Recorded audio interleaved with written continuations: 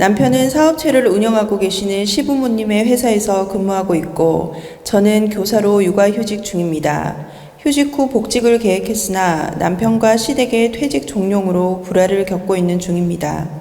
시댁에서는 조선시대에 버금가는 시부모님 복양과 남편 내조를 바라며 막강한 경제력으로 장남과 차남의 효 경쟁은 물론 제가 당신들 뜻에 따르지 않는다는 이유로 몇 년에 걸친 인격 모독에 가까운 언사로 공황장애까지 온 상황입니다.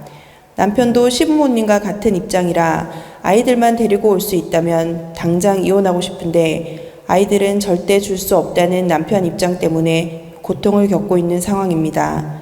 이럴 경우 제가 퇴직을 하고 집안의 뜻에 따라야 하는 건지 자식들을 놔두고라도 이혼을 강행해야 하는지 스승님의 따끔한 조언 부탁드립니다.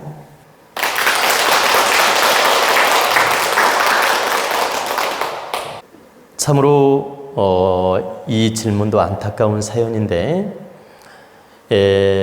여러분들이 이런 사연을 들을 때 두 가지 생각을 할 것입니다.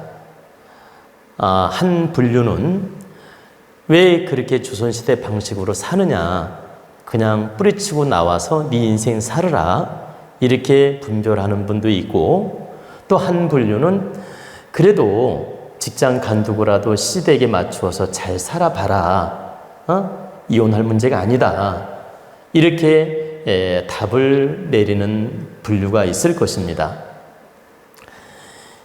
이 답은 분명히 두 가지 분류가 생깁니다. 제가 왜 이렇게 두 가지 분류가 생긴다는 답부터 드렸느냐, 현재 사연이 그렇다는 뜻입니다. 가정사는 자기가 직접 겪어본 사람이 정확하게 압니다. 어떤 사람이 손 붙잡고 남편하고 시장을 가고 손 붙잡고 계모임에 가니까 저분들은 너무 인고 부부인 줄 알고 있었어요. 근데 집에 딱 들어오는 순간 딴방으로 들어가는 거예요. 그런 부부가 얼마나 많은지 아시죠?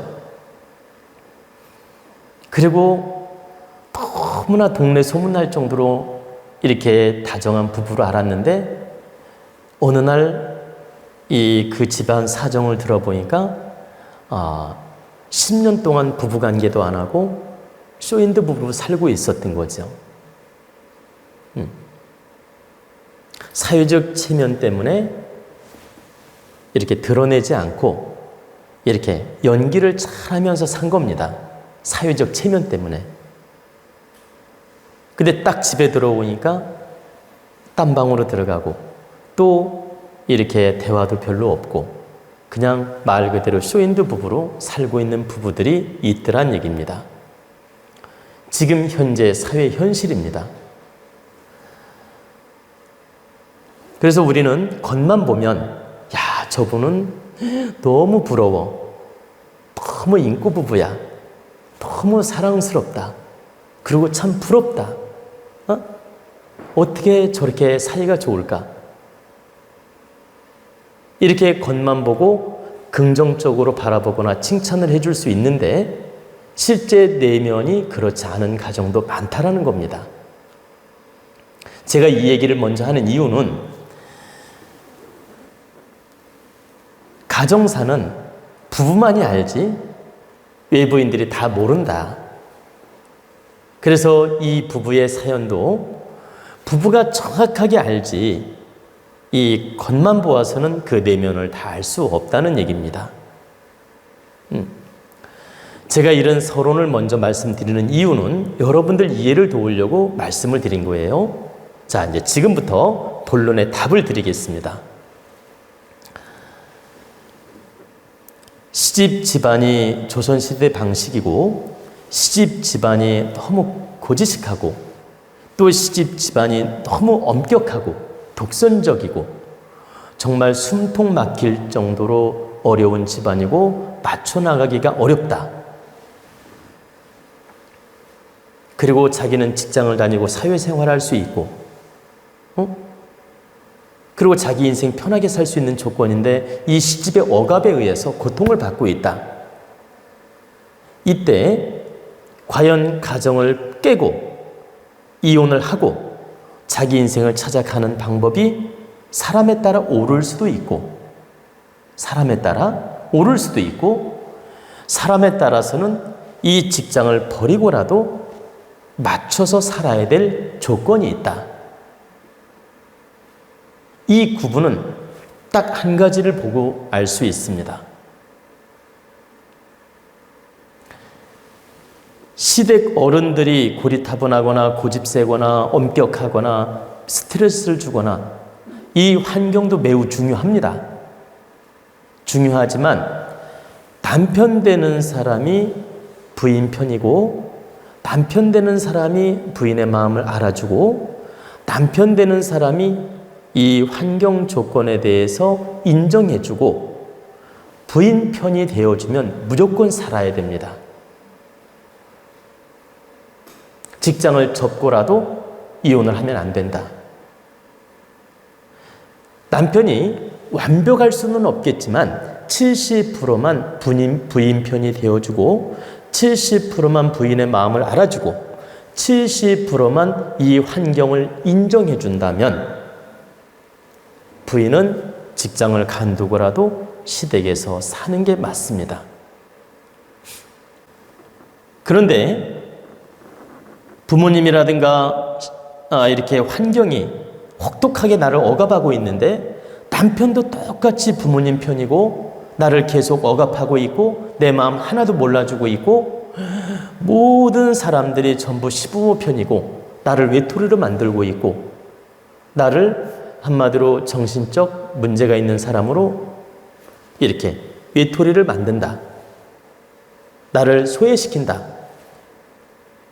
우울증 걸릴 정도로 나를 몰아붙인다. 남편마저도 전부 시댁 편이면서 내 마음을 전혀 몰라준다. 이때는 아이가 있더라도 아이 잘 키우게 맡기고라도 나와야 됩니다. 왜 나와야 되느냐? 아이 때문에 참고 살았어요.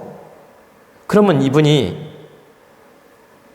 마음이 행복하지 않기 때문에, 자, 아이 때문에 참고 살았는데 행복하지 않은 마음으로 억지로 살 경우에 탁한 기운을 아이한테 다 주게 됩니다. 그리고 그 탁한 기운을 먹고 자라는 아이들은 정신적으로 혼란이 있거나 문제가 있을 수 있고, 그리고 아이들 정서에도 도움되지 않고, 그리고 엄마가 남편을 원망하고 환경을 원망하는 소리만 듣는데 아이들이 시댁에 대해서 뭘 배우겠습니까? 차라리 내가 이혼을 하고 나와버리면 그 나물의 그 밥으로 살기 때문에 오히려 문제가 안 생겨요. 근데 내가 있음으로써 갈등이 심각해지기 때문에 아이들한테 불안 요소가 생긴다. 차라리 내가 없어지면 불안 요소가 안 생긴다. 근데 내가 그 집에 머물러 있음으로써 탁한 기운을 뿜어냄으로써 아이들도 불안정해지고 정서적으로도 불안정해지고 환경도 더 탁해진다. 그래서 결과는 아이들한테도 득되지 않고 남편한테도 득되지 않고 그 집안 전체에 득되지 않는 존재가 됩니다. 차라리 내가 이혼을 하고 나와주는 게 그 집안을 위하는 게 되며 아이들을 위하는 게 될 수가 있다. 그리고 만약에 시댁에서 아이를 데려가라고 허락을 하면 당신이 나와서 키워도 되고, 허락을 안 하면 그 집안에 맡기고 내가 나와서 내 시간을 가지면서 내 인생을 사는 것도 하나의 방법이다. 또 그 아이들은 내가 나와서 살면서 가끔이라도 만나면서 도와주면 되는 것이고, 내가 없다고 해서 그 아이들이 못 크는 게 아니라는 얘기입니다. 그렇기 때문에 도저히 내가 그 환경을 적응할 수 없을 때는 정리를 하고 아이를 맡기고라도 정리를 하고 나오는 게 맞다. 그리고 내 인생을 득되게 바르게 사는 것이 그 집안을 돕는 것이며 나를 돕는 것이다. 근데 좀 전에 말씀드렸듯이 남편이 70%가 내 편이 되어줄 때는 자식이 내 편이고 남편이 70%가 내 편이면 왜 살아야 되느냐? 자기 존재가 남편과 자식을 위해서 지금 존재하고 있지 시댁 부모를 위해 존재하는 게 아니라는 겁니다. 아무리 압박을 하더라도, 아무리 부담을 주더라도 남편이 70%가 내 편이면 이사를 나와도 되고 분리시켜 살아도 되고 아이들을 잘 키울 수 있는 조건이 돼요. 그렇기 때문에 시부모의 좀 부담이라든가 압력이 있다 하더라도 내가 지혜롭게 극복할 수가 있다. 또 이 사람이 시댁에 대해서 갈등이 심각하고 힘든 것은 이 사람 성격 탓도 있을 수 있다. 다시 말하면 시부모를 대응하는 능력이 부족했거나 환경을 적응하는 능력이 부족했거나 성격적으로 뭐가 났거나 이럴 수도 있다. 그래서 모든 걸 시댁 탓으로만 돌리는 건 현명하지 않다.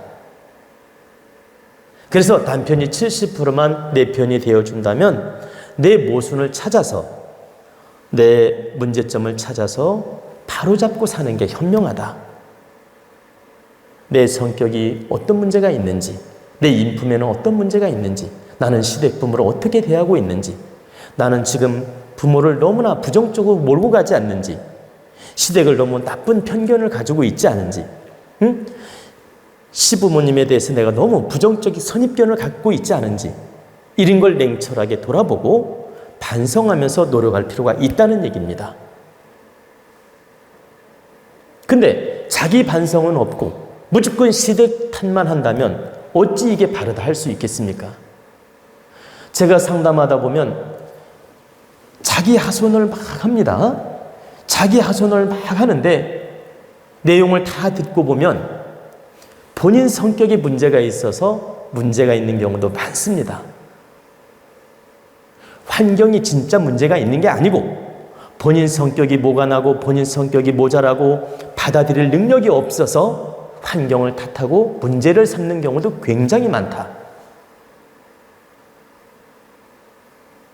그리고 여러분 한번 생각해 보십시오. 시자가 편한 사람 몇 명이 되는지. 응? 여러분 시댁이 마음 편한 사람이 몇 명이나 되는지 한번 우리가 점검해 보시라고요. 100명 중에요 95%는 시댁이 다 부담스럽습니다.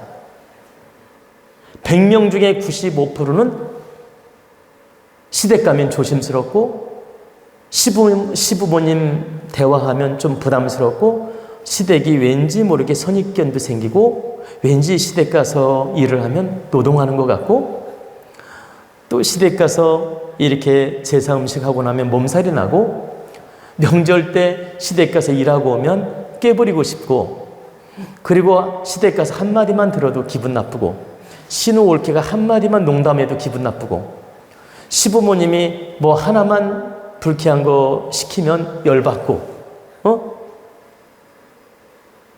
시댁 가서 스트레스 안 받고 오는 분이 제가 통계를 내보니까 5%밖에 안 돼요. 95%는 스트레스를 받거나 선입견이 있더란 얘기입니다. 그러면 부모님이 다 스트레스를 줬냐? 그렇지 않다. 스트레스 크게 준 게 아닌데 내 스스로 받은 거예요. 다시 말씀드리면 스트레스를 진짜 준 경우도 있고 진짜 주지 않았는데도 내가 선입견으로 받았다. 한번 하나만 예를 들어 볼게요. 시어머니가 보세요. 시어머니가 야 며느라 여기 먼지가 이렇게 많은데 좀 청소를 좀 해라 이렇게 시켰어요. 그러면 오래간만에 시댁에 가가지고 이 소리를 딱 들었어. 그러면 이걸 부정적으로 생각하면 뭐야 나를 청소부로 생각해? 아니 오래간만에 시댁에 왔는데 옆 먼지 있다고 청소시켜? 나는 먼지털이야? 나는 청소부야? 내가 파출부야? 아니, 파출부를 부르던 어머니가 알아서 청소를 좀 깨끗이 해놓지. 예? 왜 나를 불러가지고 이렇게 청소를 시키는 거야? 내가 무슨 먼지털이야? 열이 확 받는 거죠. 그러면서 집에 와서 남편한테 이제 당신 어머니 왜 그래? 에? 내가 무슨 청소부야? 파출부야? 오래간만에 시댁에 갔는데 나한테 청소시켜? 이렇게 불쾌한 마음을 가질 수 있다. 근데 이제 똑같이 따님이 친정일을 갔어요. 그때 잘 들어보세요. 따님이 친정일을 갔어. 근데 친정 어머니가 야, 여기 먼지도 있고 이렇게 있는데 네가 좀 청소 좀 해라.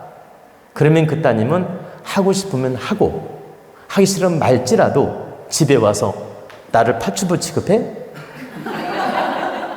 나를 청소부 취급해? 이렇게 말할까요? 안 할까요? 100명이 1명도 그렇게 말 안 합니다. 청소를 해주더라도 말이 없고 안 해주더라도 말이 없다.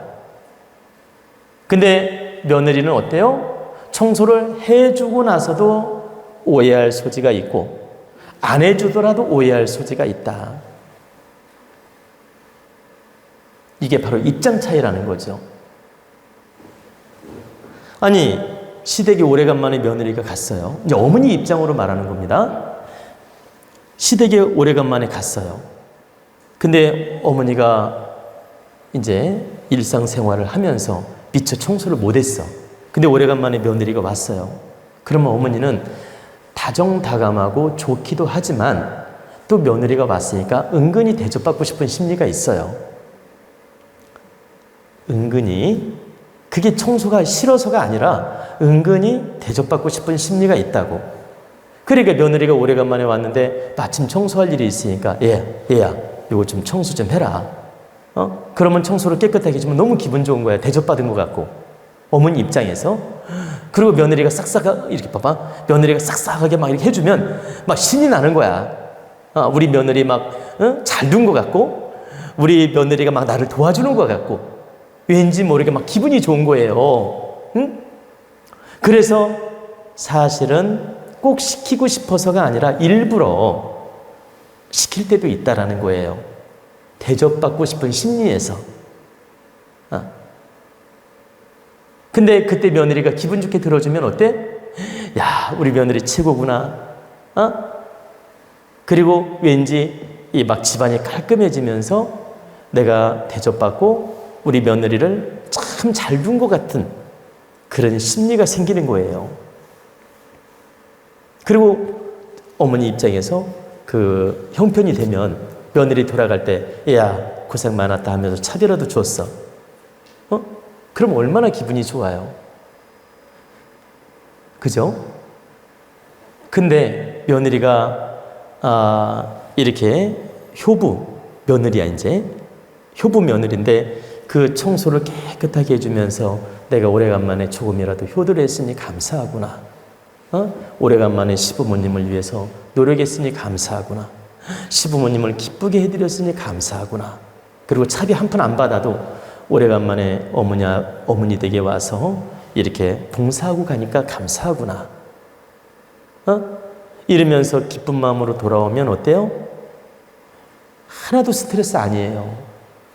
너무 기쁨이야. 남들 집에 가서도 청소해 줄 수 있는데 어머니 집에 와서 청소 좀 해주고 먼지 좀 털어줬어요. 그걸 긍정으로 받아들이면 얼마나 기쁩니까? 내가 오래간만에 부모님을 위해서 효를 행했으니 참으로 기쁘다.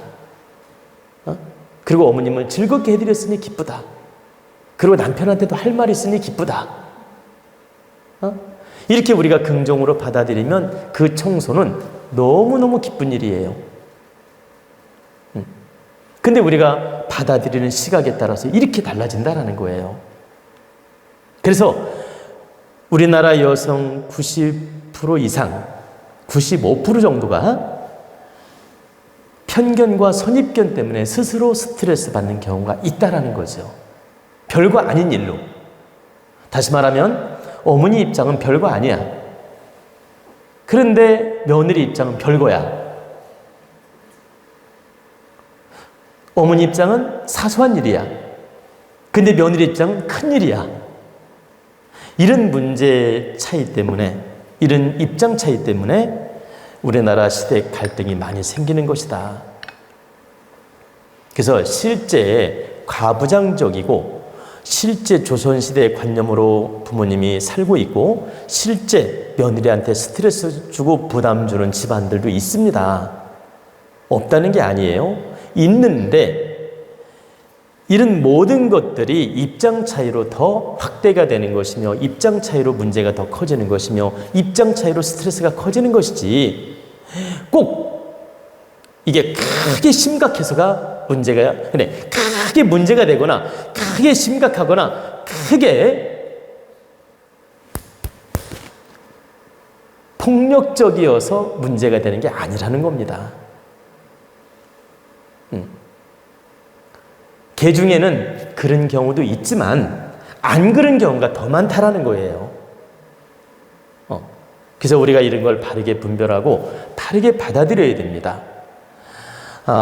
그래서 결론은 남편이 70%만 내 편이 되어준다면 내가 자가 반성을 하고 내 부족함이 무엇인지 깨우치고 이 아이들을 위해서라도 가정에 충실하며 가정을 위해서 노력하며 행복한 가정을 이루어가도록 노력하는 것이 바람직하다. 그리고 정말 남편이 전혀 몰라주고 내 편이 안 되어주고 또 오직 시대편만 들고 외면할 때는 그때는 정리하고 돌아서는 게 맞다. 이게 바로 정답입니다.